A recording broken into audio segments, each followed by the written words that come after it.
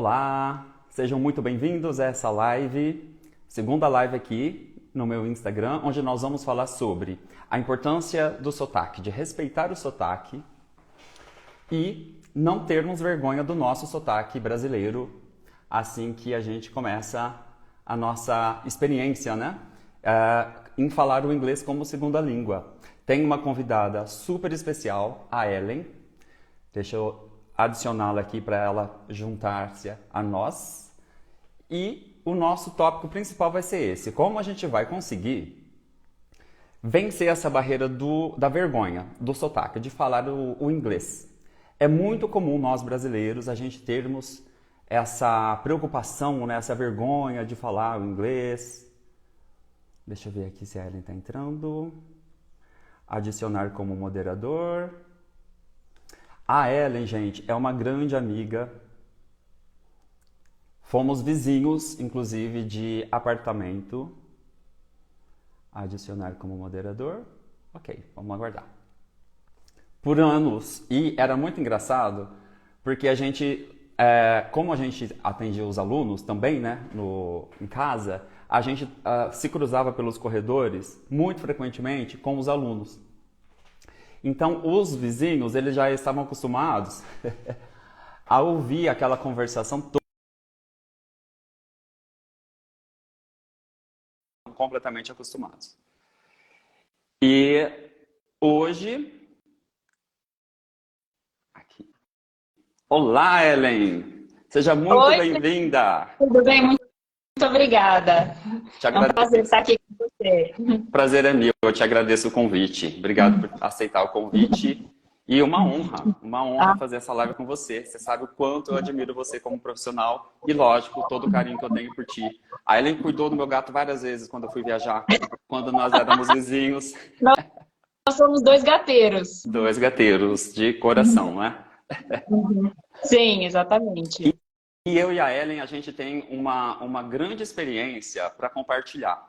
E essa nossa experiência que a gente tem em comum, na nossa experiência aí com o inglês, vivenciando aí, quebrando barreiras, né, do idioma em experiências profissionais internacionais, durante essa nossa troca aqui de figurinhas, esse nosso bate-papo, a gente vai conseguir explicar para vocês como a gente consegue quebrar de fato essa barreira da vergonha do sotaque, de nosso sotaque mesmo brasileiro quando a gente fala inglês, né?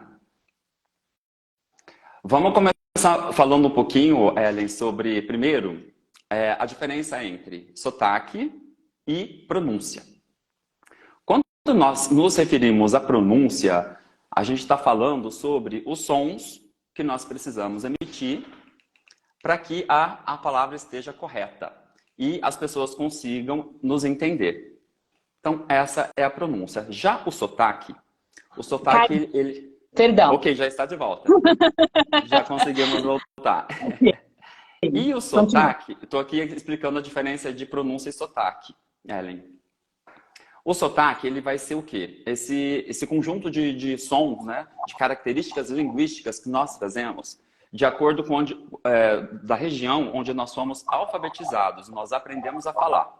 Não Uhum. necessariamente onde nós nascemos, né? Mas sim onde nós crescemos, onde nós aprendemos a falar, fomos alfabetizados de fato. Eu sempre tenho esse exemplo na minha memória, a professora lá na escola ensinando separação silábica e ensinando, né, como pronunciar. Então, a separação era, eu sou do interior de São Paulo, então o sotaque, né, o R vai ser puxado, aí a professora, por exemplo, ensinava portão, e aí os alunos repetiam, portão. Verde. E aí os alunos repetiam, verde. E é assim que nós pegamos o nosso sotaque. É algo natural, são as características linguísticas que nós trazemos de acordo com a região onde a gente aprende a falar. E isso deve ser respeitado. Não tem como eu chegar para alguém e falar, verde, tá errado, é verde ou verde. Não, não tem como, né? Sotaque, ele não é errado, eles são realmente características de som a serem respeitadas. Com certeza, com Faz certeza. sentido, E Ellen?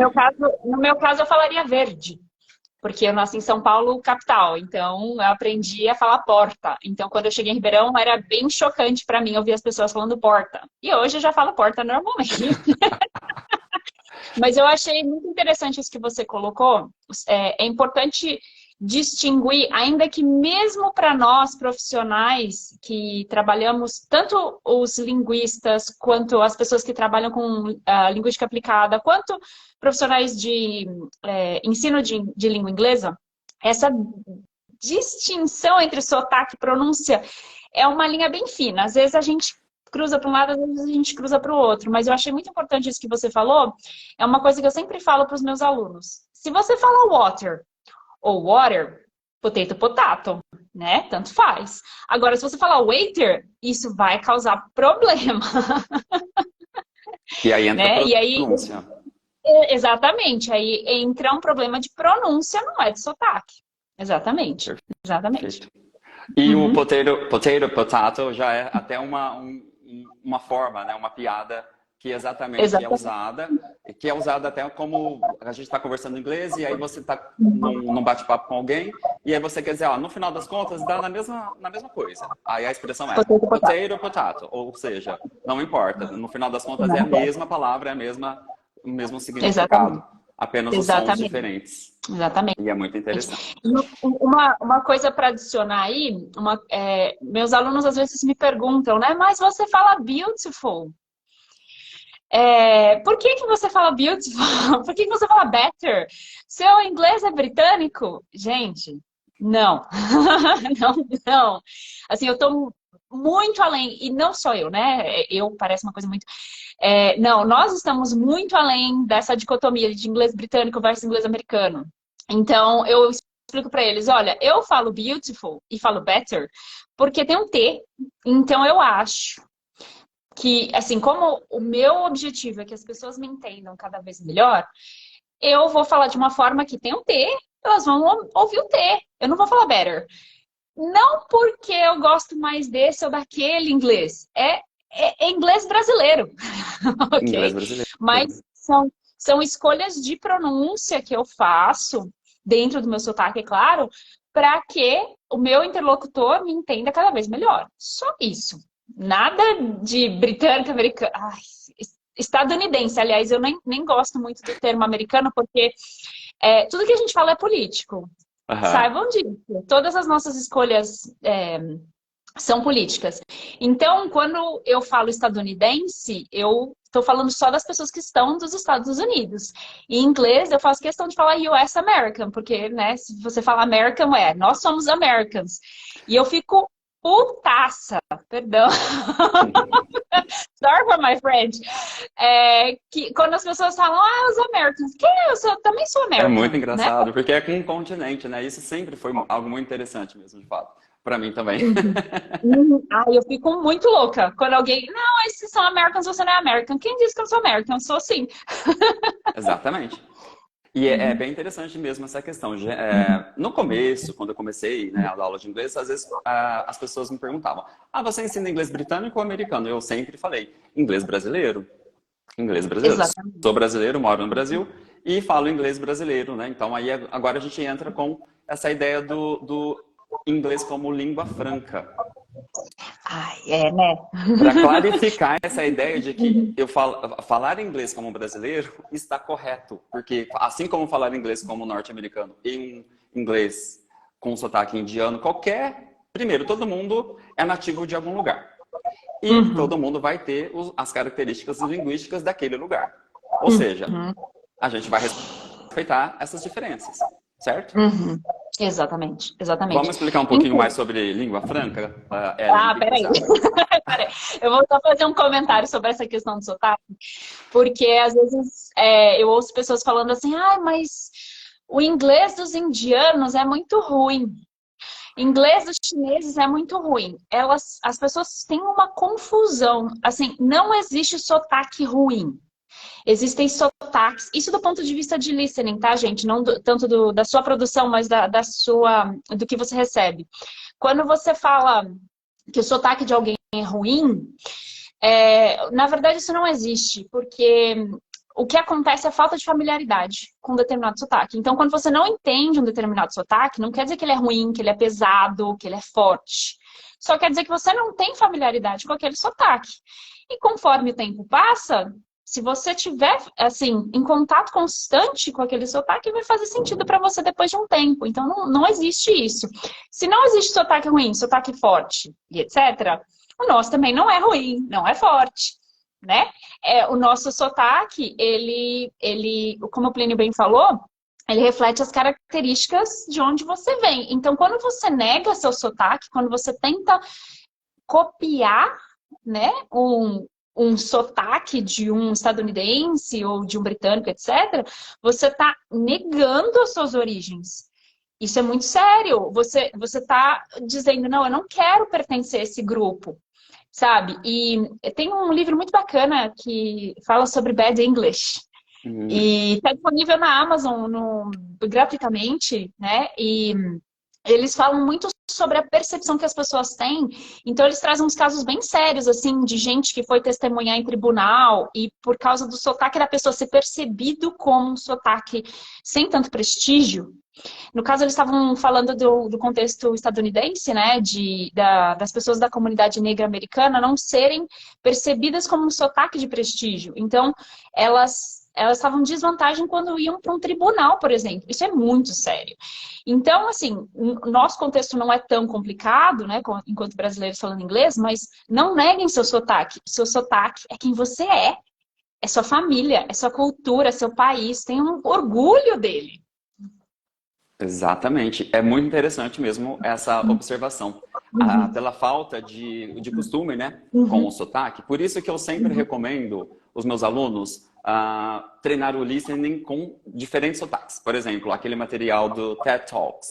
Aquele website é excelente para isso. Por quê? Pessoas de diferentes lugares do mundo vão lá e dão palestras.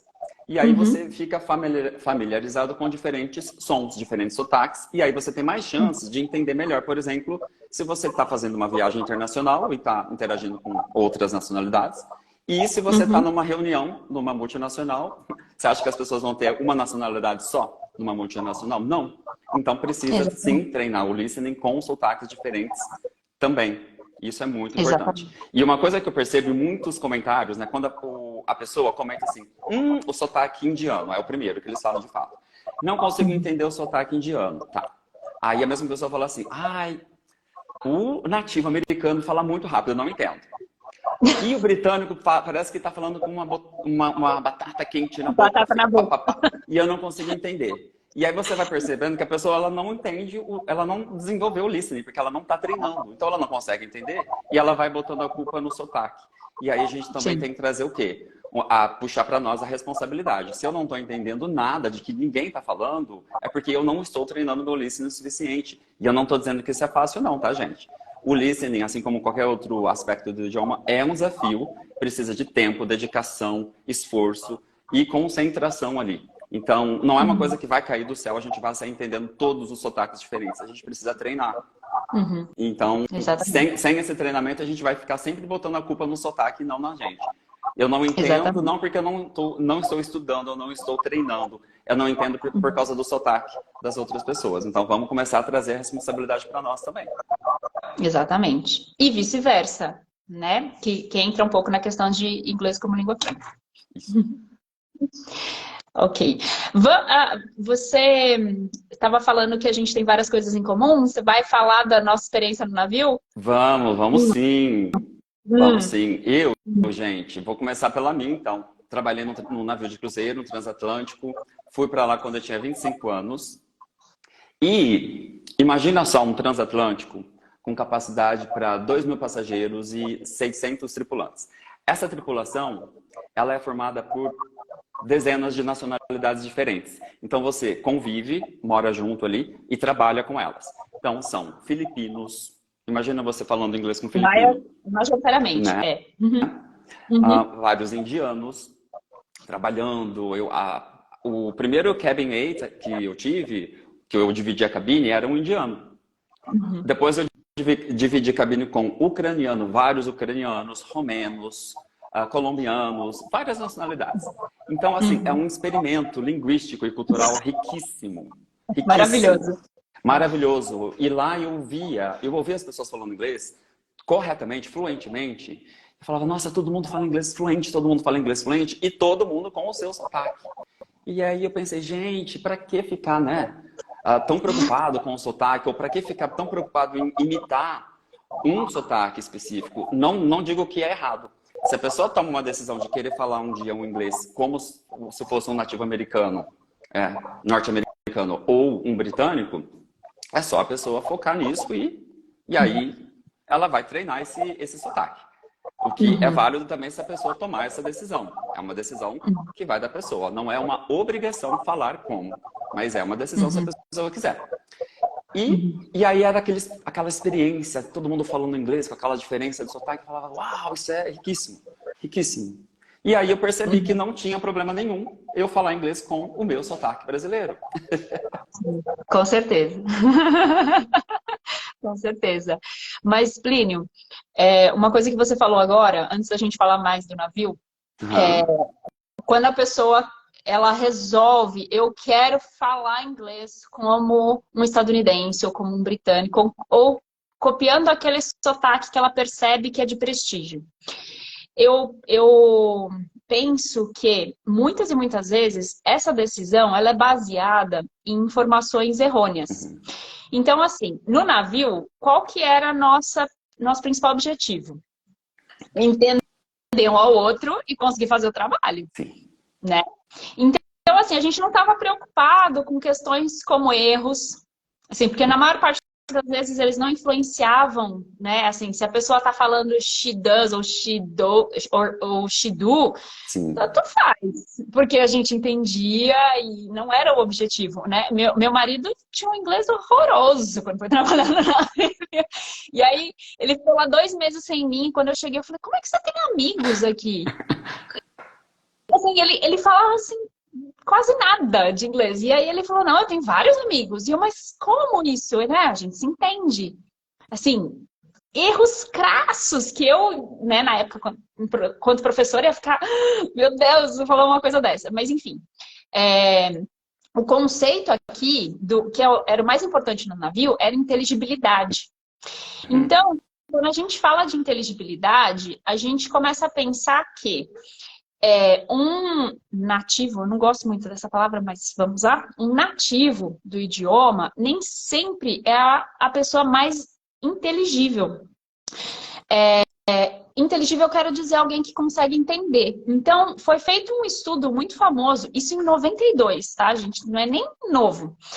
E esses pesquisadores, eles pegaram várias nacionalidades e essas pessoas estavam falando inglês. E aí, eles faziam assim, eles pediam para as pessoas gravarem falando inglês. E aí, depois, as outras pessoas iam escutar essas pessoas e dar uma nota de quanto eles conseguiam entender. Aí, a surpresa. Os nativos eram os menos inteligíveis, assim, quase ninguém conseguia entendê-los. E eles eram os piores para entender os outros. Isso também diz muito, né? Sobre o quanto a pessoa se esforça, né? Já que comunicação é uma via de mão dupla. Mas eu acho esse experimento muito interessante e esse experimento ele foi replicado em outros... de outras formas, e assim, vários e vários pesquisadores chegaram na mesma resposta, que se você copia a forma de falar de um nativo, não necessariamente você vai ser o mais... você vai ser compreendido pelas outras pessoas. E pensa só, você quer que as pessoas falem, nossa, que lindo o seu inglês, ou você quer que as pessoas te entendam? Né? A gente que trabalha em Business English, eu não tenho tempo para as pessoas ficarem admirando o meu inglês, né? Eu preciso fazer uma reunião depois da outra, eu preciso que o ucraniano, o chinês e o nigeriano me entendam. E só, né? E isso no navio era muito sério, inteligibilidade. Então, quando a pessoa toma essa decisão consciente, eu quero copiar aquele modelo, ela tem que ter essas informações. Você quer ser realmente entendido por todo mundo ou você só quer ser percebido como a pessoa que tem aquele sotaque? Assim, eu acho que é muita energia para desprender, para colocar nisso, porque aprender o idioma não é uma tarefa simples, a gente sabe disso. A gente está aqui há anos estudando e não paramos de estudar, nós continuamos estudando. Não. É um processo exato, que nunca vai ter fim. Questão de exato, tudo, né, que envolve o idioma. Principalmente o vocabulário exatamente. e enfim. Não Exatamente. tem fim. Exatamente. Mas fala mais dessa experiência do navio. Sim, mas só ainda um comentário sobre esse ponto interessante que você trouxe, sobre os nativos de língua inglesa. Eu Uhum, acredito que quando a gente se comunica com pessoas que aprenderam o inglês como segunda língua, a uhum. comunicação ela fica mais fluida, mais fácil, Exatamente. não é? Ex- Totalmente. Sabe por quê? Sabe, eles não fazem muita questão de entender. Isso reforça o resultado desse experimento, né? Dessa pesquisa. Eles não fazem muita questão de entender e eles não fazem questão de serem compreendidos. Então, eu estava participando de uma reunião e aí o cara virou e falou assim: ah, throw a curveball. E eu fiquei olhando pra cara dele, tipo, beisebol? Eu não entendo jogo de beisebol. Eu mal entendo futebol, gente. Não entendo jogo de beisebol. Não entendo as regras. Eu não sei o que ele quis dizer com throw a curveball. Então, quando ele usou essa expressão idiomática, ele não está se comunicando comigo. Ele está, na verdade, criando um obstáculo para nossa comunicação, porque eu tive que parar e perguntar, mas que diacho é uma curveball? Lógico, né? Não falei que diacho, porque eu estava falando em inglês. Mas, assim, eu gosto muito... Depois dessa situação, eu fiquei pensando sobre isso. E, cara, eu tenho certificado de proficiência. Eu dou palestras para professores de inglês, tá? Então, assim, eu não duvido mais da minha habilidade em falar inglês. Mas quando ele falou isso para mim, eu fiquei tipo, nossa. E aí eu penso, poxa, a pessoa que está aprendendo inglês, ela está num nível mais baixo, ela já vai sentir que é minha culpa. Eu que não entendi. Não, a pessoa, quando ela usa essa expressão idiomática, ela está causando um problema e aí você não entende mesmo e aí a culpa não é necessariamente sua. Percebe? Então, é isso que eu quis dizer sobre os nativos. Exatamente, é muito interessante até porque eu estou trazendo agora para o meu projeto, para o meu curso, participação de professores nativos de língua inglesa. Até o momento eu estou com 2 norte-americanos e agora eu estou procurando professores também britânicos. Qual que é a minha intenção? Mostrar para os alunos as nuances, as diferenças de sotaque e provar de uma vez por todas que não existe correto e incorreto, e sim Uhum, diferenças de sotaques. uhum, sim, Certo. sim. É Mas, verdade. e aí a gente vai quebrando essa barreira, de fato, da vergonha, do medo e entender de que sotaque é para ser respeitado sim. E a gente vai treinando o listening para entender a maior quantidade de sotaques que a gente conseguir. Exatamente, exatamente. Mas não só nativos, né? Assim, se o mundo inteiro está falando inglês, aí entra o conceito de língua franca, que a gente nem conseguiu falar sobre isso. No navio, como o Plínio falou, a gente fala inglês com diversas nacionalidades, né? Lá na lavanderia do seu navio, era todo mundo chinês? Eu acho que lá a maioria era de filipinos. Uhum. A maioria era de filipinos. Era. Ah, tá. Ok. No navio que eu trabalhei tinha uma máfia de chineses na lavanderia que ninguém entrava na lavanderia. Enfim, no navio tem muitas máfias, a gente chama, porque são os grupos e eles se juntam e eles trabalham juntos. É bem interessante. Mas, enfim, não existe um local mais propício para inglês como língua franca do que um navio. Não mesmo. E o que Não consigo é, imaginar. o que é inglês como língua franca? Quando a gente aprende inglês no Brasil, a gente aprende inglês como língua estrangeira. Porque não é necessariamente nosso segundo idioma, ele é um idioma de fora, né? Ele é um idioma que não é natural para a gente, ok? Só que esse pensamento, ele já não reflete mais o uso de inglês, tanto nosso no dia a dia, porque você vê, por exemplo, você está trabalhando numa empresa e aí a gente usa palavras como budget, como forecast, né? Até em português o pessoal está falando forecastar. Eu não gosto traduções esquisitas, mas enfim, essas apropriações esquisitas, mas enfim. Então a gente já usa muitas palavras do inglês no nosso cotidiano. Então, não é como se o inglês realmente fosse uma língua estrangeira para a gente nesse sentido. E quando você pensa que você vai falar inglês hoje, não é mais só para falar com estadunidense ou com britânico, mas com o mundo inteiro. Quando você está no navio e você precisa explicar para um indiano por que que o filipino fez uma coisa errada, por exemplo, isso é língua franca. Então, é a língua que a gente usa para se comunicar uns com os outros, que hoje é inglês. Pensa assim, gente, nunca na história da humanidade a gente teve um idioma em comum, como é inglês. Nunca. A gente já teve várias línguas francas. Então, latim foi língua franca, francês foi língua franca, grego foi língua franca. Hoje, espanhol é uma língua franca muito forte. Mas nenhuma chegou no nível que inglês chegou. Então, quando você fala inglês, pensa, você acessa o mundo. É sensacional. É um momento muito, muito bacana de se estar aqui nesse planeta. Porque a gente tem uma língua em comum que une todas as pessoas. E aí você fala inglês, isso é maravilhoso. Pensa só. Isso é inglês como língua franca. Usar o idioma para se comunicar com várias pessoas que não têm o mesmo primeiro idioma. Perfeito. Ótima definição. Exatamente. Usar o idioma como um idioma universal, sem necessariamente seguir um específico sotaque.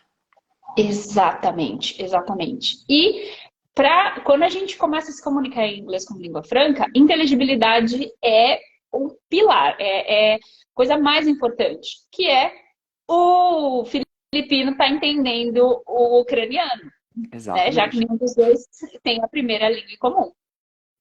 Eu tenho um exemplo ótimo do navio, inclusive. Uma recepcionista, na época, no primeiro contrato eu era recepcionista, e aí chegou uma recepcionista que era ucraniana. E aí, ela tinha um sotaque bem carregado para ela. E aí ela chegava na recepção e dizia Good morning, how are you? Por exemplo. Tinha uma brasileira no time que ela tirava sarro.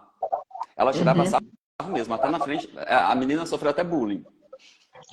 Só que assim, é só de brasileiro, tá? Isso daí foi uma outra coisa que eu aprendi.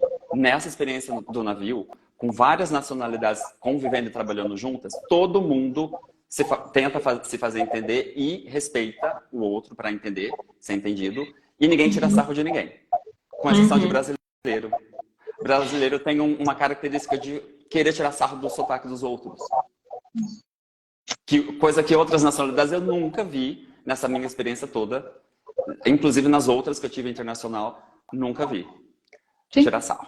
E aí, a brasileira que tirava sarro da ucraniana, por causa do good morning, o que aconteceu em poucos meses? A ucraniana, falando good morning, pegou uma promoção. Assim, ela foi parar lá em cima. Ela subiu umas 3 etapas ali da hierarquia. Por quê? O que é a fluência? É a sua habilidade e a independência de você resolver as situações usando o inglês. Não é o quanto bonito você fala. Não é o quanto impecável e perfeito o seu inglês é. Mas o que você consegue resolver e fazer e concretizar se comunicando em inglês. E a menina era muito boa. Falando good morning dela, ela foi super promovida. E diferente da outra que estava tirando sarro apenas. Que não foi promovida. Exatamente. Então, o que é mais importante? O que a gente busca mais? Uma comunicação clara ou um inglês impecável, perfeito? Lembrando que a perfeição nem existe. Não é, porque eu confundo onde e aonde o tempo todo. Eu tenho que ficar pensando. Peraí, é onde ou aonde? Eu não falo português perfeito. Então, como é que eu vou falar inglês perfeitamente? Ótimo, não faz sentido. Não faz sentido. E eu achei muito legal isso que você falou. Eu tenho uma amiga que já me falou isso e eu li um artigo de uma pesquisadora estadunidense, inclusive, que ela dá aula no Brasil.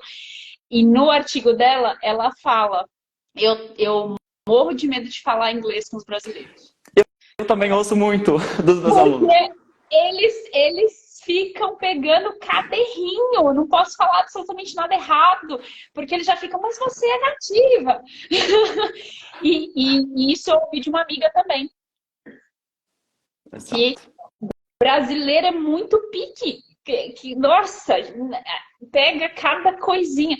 Gente, a vida é muito curta para ficar se focando nisso. Sim, eu não consigo entender qual que é esse comportamento, que é meio comum. Eu costumo fazer uma analogia com o jogo de futebol, né? Uma paixão brasileira. que é a síndrome que o brasileiro tem de ser o juiz do futebol. Então, assim, eu não sei jogar bola, mas quando eu assisto o jogo, eu xingo o jogador como se eu pudesse estar lá fazendo o melhor. Então, o brasileiro, quando ouve uma pessoa falar inglês, ele nem fala, às vezes, mas tá, nossa, que sotaque horrível, e tira sarro. Essa síndrome de juiz de futebol, eu costumo chamar. Adorei.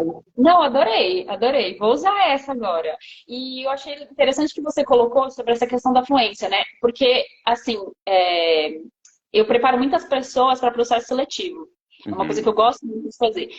E muitas vezes a pessoa vem e fala, mas está pedindo inglês fluente. Eu falei, mas fluente você é. Não, eu não sou. Porque as pessoas, muitas vezes, confundem fluência com proficiência. Então, o Plínio, diversos, não todos, eu não vou falar mal de ninguém, mas nem todos, professores de inglês têm proficiência no idioma, tá? Proficiência é assim, você conseguir usar o idioma de uma forma tão extraordinária que diversos nativos não têm. Eles são fluentes, mas eles não são proficientes. Então, você pega, por exemplo, um irlandês e fala para ele prestar uma prova de Cambridge de proficiência. Eles não conseguem. É muito difícil para eles. Eles não têm esse conhecimento tão profundo do idioma, tá? Que nós temos, que a gente estuda muito. Mas não é a mesma coisa. Fluência, como o Plínio falou, é navegar essas situações diferentes e conseguir se virar. Então, você conseguir se comunicar, conseguir se fazer entender e entender o outro. Isso é fluência. Não se você fala inglês perfeito, não se você tem um vocabulário que rivaliza o do dicionário. Ninguém tem, gente. Não, assim, a gente perde tempo colocando uns objetivos que são inalcançáveis. E aí você sente que nunca vai falar inglês. Não. Pra quê? Perfeito. Exatamente. Isso me fez até lembrar de algumas situações no navio, quando a gente lia algumas coisas, alguns formulários ou mensagens, bilhetes de passageiros, e alguns recepcionistas encontraram alguns erros de escrita, de grafia, e eles ficavam assim inconformados. Falaram, nossa, eles erram. E a gente falou, todo mundo pode errar. Ué, não tem gente que escreve a gente tudo junto? E tá se comunicando. Ele não é verdade. Assim, tem gente que confunde mais e mais, né, no Brasil. Sim. E aí? Tô morando aqui em Minas Gerais agora, e aí esses dias, com um grupo de amigos, num churrasco, uma pessoa, um deles, né, que é daqui, disse, Alexa, toca Barão Vermelho. E aí eu pensei na hora, ela não imagina que ela vai entender, não vai tocar. Ela falou, tocando o Barão Vermelho. Ai, que lindo! Essa tecnologia tá ficando boa. Tá vendo? Assim, a gente pode estranhar um pouco, né? Quando você vai para o norte do país, por exemplo, falar com as pessoas, às vezes você fala, nossa, mas não tá falando português, não tô entendendo. Mas, na verdade, não. É só uma estranheza inicial, né? E não quer dizer que vermelho tá errado, né? Na comunicação do dia a dia, não. É claro que aí já não é uma questão só de sotaque. Aí entra também a questão da pronúncia. Então, se essa pessoa, como, por exemplo, vai fazer uma prova, ou enquanto criança está na escola, vai fazer uma prova, ela vai precisar escrever corretamente milho, lógico. Só que o sotaque, né, no dia a dia, as pessoas se entendem. Então, falar mi, um bolo de mi, aqueles vão entender. Então, estão se comunicando. Enquanto a comunicação estiver acontecendo, a fluidez está rolando. Tá dando certo. Tá dando certo. Exatamente. É claro que na hora de fazer algo mais, vamos dizer, de proficiência, ou mais de prova mesmo, Enem, vestibular, ou até provas de proficiência, de certificações e tal, aí é claro que a questão muda. Mas no dia a dia, tá, gente, estou trazendo aqui a fluidez nessa questão de comunicação do dia a dia. Aí a gente vai se entendendo e vai respeitando aí os sotaques. Não posso falar para ele, não é mi, é milho. Eu tô aqui no estado dele, é lógico que eu vou. E outro dia eu falei mi também. E a gente acaba pegando um pouquinho, né, por causa da influência. É muito interessante. É muito interessante. Verdade. Isso que você falou eu sempre pontuo para os alunos. É necessário entender o contexto no qual você usa o idioma. Então, por exemplo, provas de certificações de inglês, elas ainda são muito native driven. Elas seguem a cartilha nativa. Então, é muito complicado eu falar para essa pessoa que quer esse certificado, falar, não, tá tudo bem. Isso sabe, não tem problema. É muito complicado. Assim como se a pessoa vai, por exemplo, morar num local onde ela tem um determinado sotaque, ameaça a integridade física dela. Então, por exemplo, a pessoa vai morar no interior de Iowa, né? Assim, sei lá, estados republicanos, que são extremamente conservadores, que são preconceituosos, né? Que tem uma xenofobia muito alta. A gente não pode ser inocente e ingênuo e falar, não, tá tudo bem, pode falar do jeito que você quiser. Mas esses são casos muito específicos, muito, muito específicos. Assim, 95% das pessoas no mundo precisam falar inglês como língua franca, não como nativo. Então, assim, tirando esses exemplos, que são muito, muito específicos, não. Então, tá tranquilo. Eu achei bacana você explicar isso, porque a gente precisa realmente relevar. A gente não pode ser ingênuo e falar que não, tá tudo lindo, o mundo é lindo, as pessoas não têm preconceito. Isso não é verdade. Exatamente. Isso aí depende da prioridade do objetivo específico, né? Eu tenho seguidores, por exemplo, muitos seguidores. Estava vendo até hoje no painel profissional aqui do Instagram, porcentagem de seguidores que moram nos Estados Unidos. É bem alta. Então, brasileiros morando nos Estados Unidos e, obviamente, precisando melhorar o inglês. E dependendo do trabalho que essa pessoa tem nos Estados Unidos, se ela trabalhar só com norte-americanos, aí para ela, de repente, compensa focar no sotaque americano, nesse caso. Sim, sim. Ao invés de simplesmente, né, eu falo inglês como brasileiro e tá tudo bem. E vai estar tudo bem se ela não estiver recebendo nenhum tipo de problema.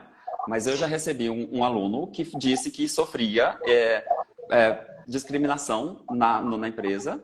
E aí ele usou até um termo lá que é comum de usar nesse tipo de situação que eles chamam de bad English, e aí vai dizendo broken English, alguma coisa assim.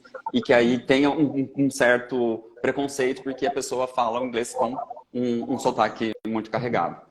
Então, nesses casos, aí, de repente, compensa a pessoa focar um pouco no sotaque, né? Agora, fora isso, é usar o nosso inglês como ele é, trazendo as nossas características linguísticas e bola para frente, se comunicar. Lembrando que a ucraniana foi promovida dizendo good morning e outras pessoas com o inglês mais bonito não foi.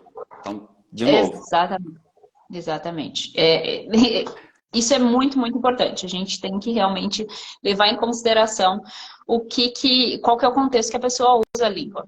Né? Se você está aprendendo inglês para viajar, por exemplo, tanto faz. Né? Exatamente. E aí, assim, por exemplo, eu tenho muitos alunos que são programadores. E aí, eu estava dando uma aula sobre prepositions, né? E quando as prepositions afetam a comunicação. Tipo, to and for, gente, eu confundo to and for muitas vezes. Meu grammar, ele me corrige. Vai ser pra sempre. Vai ser pra sempre, porque preposições são altamente idiomáticas, assim. Elas só fazem sentido pra quem...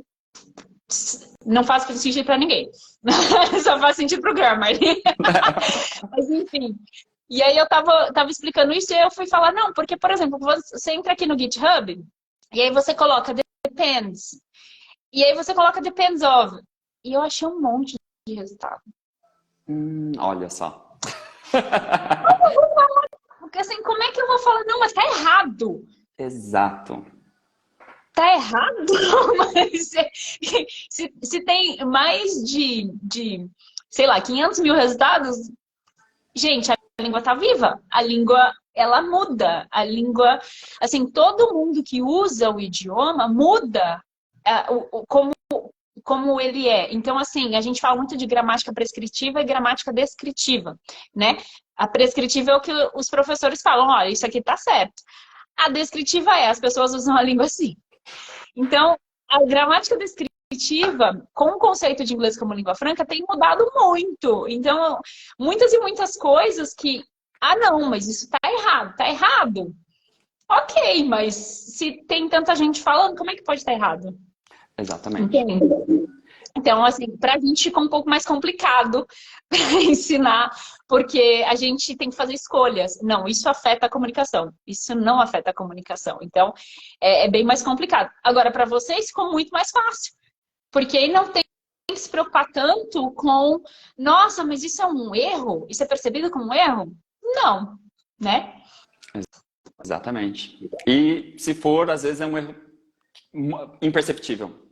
Tem um erro que a gente comete muito comumente no português, que também acontece em inglês. Eles também erram bastante e não faz diferença no final das contas. Por exemplo, fui eu que fiz ou fui eu quem fiz?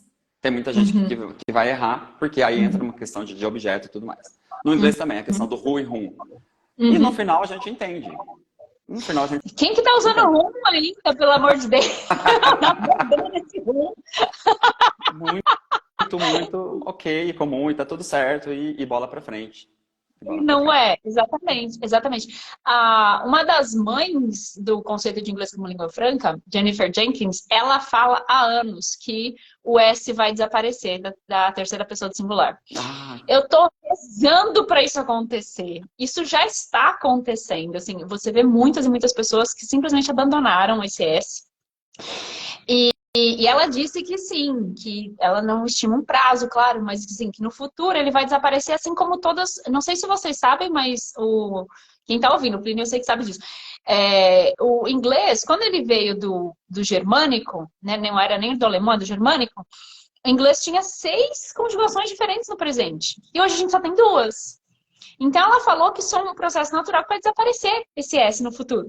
E aí minha vida vai ser muito mais fácil, porque eu não vou complicar ninguém. Gente, todo verbo é a mesma coisa. Isso é maravilhoso. É maravilhoso. Então, percebe que as pessoas que já estão usando o inglês dessa forma, é isso. Não tem... Tá errado. Tá, gramaticalmente, de acordo com a gramática prescritiva, sim. A pessoa está se comunicando, né? E aí? Exato. Né? Aí a gente vai ser aquele brasileiro chato que vai falar, tá errado isso. Exatamente.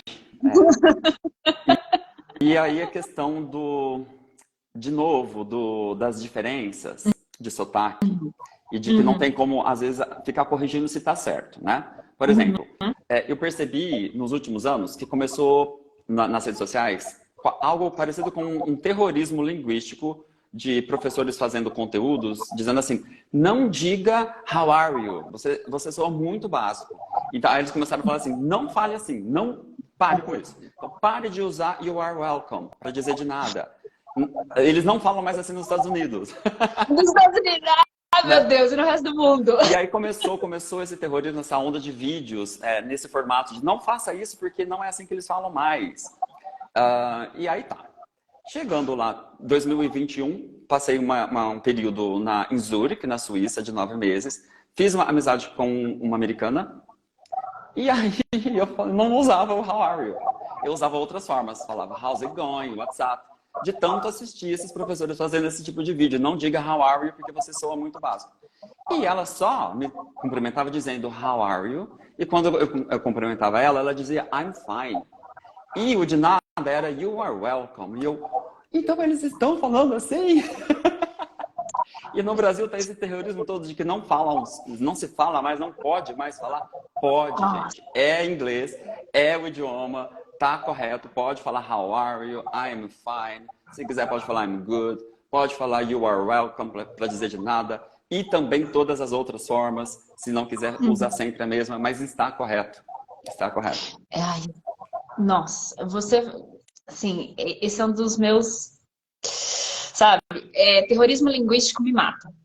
Porque se eu advogo inglês como língua franca o tempo todo, quando eu vejo esses vídeos de terrorismo linguístico, eu fico muito brava. Porque, gente, assim, não pode falar very.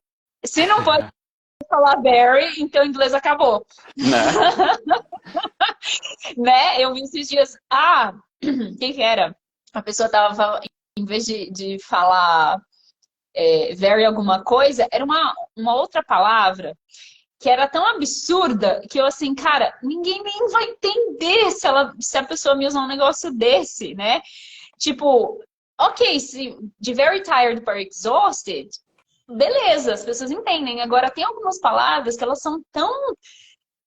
Ai, para substituir very alguma coisa que não faz mais sentido, né? E exatamente isso é terrorismo linguístico. Não caiam nessa de gente falando você não pode falar. Pode sim, fale sim, Pode. e se comunique, sabe? Assim, quando... Ai, eu não posso falar isso, né? Mas quando a pessoa vem cagar regra, assim, você fala, me dá um tempo. Edita isso no vídeo depois. Não, mas é bem por aí. Tem também, ó, esses dias eu recebi uma mensagem de uma seguidora no Instagram dizendo, Plínio, eu assisti um vídeo de um professor falando que não pode pronunciar o T na hora de falar often. E eu fico completamente perdida porque eu não sei mais como usar o T, se usa, se não usa. E aí eu expliquei para ela, olha, pode usar sim, often. Tem o T ali, você pode falar often, mas se você quiser também pode falar often. As duas formas estão corretas. E aí depois, em uma aula com um aluno que aprendeu a falar inglês, ele fala fluentemente, aprendeu a falar inglês em Dublin, e aí ele falou often, e aí me deu na cabeça de corrigir, falar often. E aí depois, na semana seguinte, ele veio e falou, Plínio, lembra da semana passada do often? Então, tá certo. E aí na hora eu falei, gente do céu, o que eu fiz? Lógico que estava certo, por que eu corrigi ele? Exatamente, exatamente. Nossa, você sabe que é muito engraçado isso, porque eu venho corrigindo os alunos sobre discuss about faz um tempão, né? Porque a gente adora pôr um about depois de discuss, mesmo que o verbo discuss não precise de preposição. É uma coisa brasileira, porque a gente discute sobre, faz todo sentido. E eu venho corrigindo os alunos sobre um tempão sobre discuss about. Discuss about, porque em Business English é um verbo muito comum e tal. Aí eu tô participando de uma reunião, e aí tem essa professora. Cara, a mulher é fantástica, assim. Ela tem trocentos certificados, é professora emérita de uma universidade muito... Eu não vou falar, mas tal. E aí a gente estava na reunião, ela virou e falou assim, we need to discuss about this. Perfect. E aí eu falei, caramba, por que eu tô perdendo todo esse tempo falando pra ela, para de falar discuss about. Exato. Agora não falo mais nada. Quer falar discuss about? Fala discuss about. Não quer, não fala. Então, assim, gente, não quer dizer que quando a gente tá dando aula, a gente não corrige. Não é isso, tá? Agora, como eu penso em inglês como língua franca, e isso é uma orientação que eu dou para todos os mentores que trabalham comigo. O feedback que a gente dá isso que você está falando está comprometendo a inteligibilidade. Ou a outra pessoa não entende a mensagem quando você entrega ela desta forma. Isso é muito importante.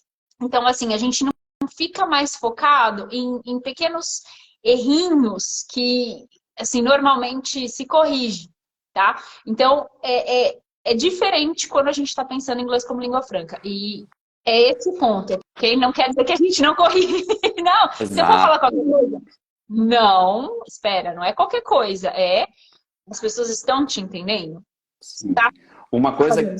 Isso faz muito sentido, Ellen. Uma coisa que eu costumo fazer, como usar língua franca e ensinar inglês como língua franca, eu mostro para o aluno. Falo, olha, por exemplo, automatically, você pode usar. Ou, se você quiser, você pode usar automatically. Automatically soa mais americano e automatically, pronunciando todos os textos, soa mais britânico. O que você prefere? E aí o aluno escolhe.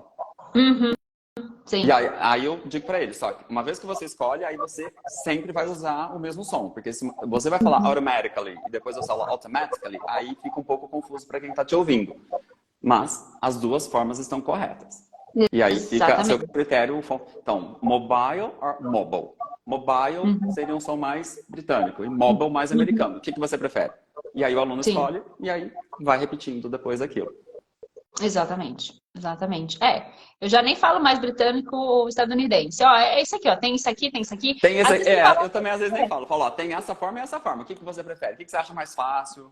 Mas aí, se eu sinto que o aluno tem, ele tá tendo aí alguma tendência de né, puxar para algum sotaque ou outro, aí eu explico, apresento as opções. Mas isso é muito interessante. Porque realmente não tem como falar para ele, ó, automatically tá errado. Não pode. Como? Aí eu volto no exemplo do often, que é often. E olha que interessante a questão do often. Aí a seguidora veio e falou, olha, eu ouvi um professor ensinando que não pode colocar o T no often. E agora eu, com esses dois professores nativos americanos, os dois falam often. Os dois pronunciam o T. E são norte-americanos. De Michigan e a outra de Utah. E eles pronunciam o T. Então, como é que a gente vai ficar corrigindo essas coisas? Sendo que tá tudo certo. Tá vendo? Então, pois é. Não faz sentido. E tem palavras, gente, que nem não só duas pronúncias. Tem palavras que tem 3 ou 4 pronúncias diferentes, assim. Então, sabe? Não é nem mais questão de sotaque, é realmente questão de pronúncia. E todas elas estão adequadas. E aí? Perfeito. Né? E é um desafio até para os nativos de língua inglesa, às vezes, entender o sotaque. Assim como é para nós aqui no Brasil, dependendo do estado, às vezes a gente pode encontrar um pouco de dificuldade em entender o sotaque. Eu tenho esse exemplo de um capitão, um dos, no navio, acho que foi o meu primeiro contrato. Ele era escocês. Nossa! Certo? Escocês, um sotaque mais diferente, né? Assim, o apelido dele, entre nós brasileiros, era Capitão Nhonhonhon. Porque quando ele falava, a gente ouvia Nhonhonhon. Ele fazia o anúncio no sistema de alto-falante, né? Senhores passageiros, estamos agora no porto de cidade tal, vamos desembarcar. E às vezes os europeus ligavam na recepção para perguntar o que ele tinha falado.